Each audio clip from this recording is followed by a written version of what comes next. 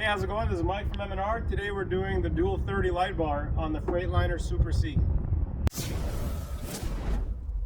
First thing we're going to do, we're going to remove the 4 Torx bolts that are holding the front grille in.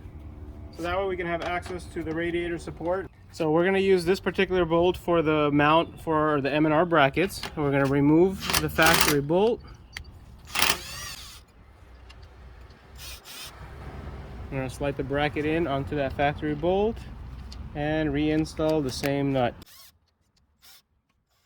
Now that the M&R mounts are installed, we can go ahead and install the light bar.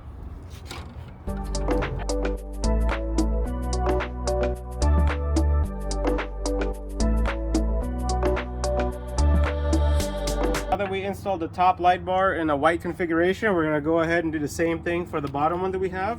So same thing, factory nut, remove the factory, slide the M&R bracket in and put the factory nut back in. Alright, so now that we got the bottom mounts installed, we're going to go ahead and install the Amber light bar.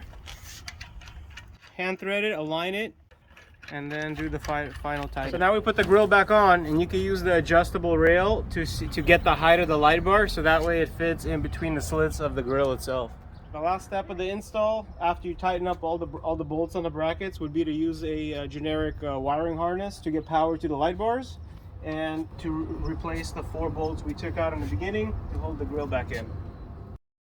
Thank you for watching, guys. Hopefully that was an easy install. If you have any questions, definitely put it in the comments below.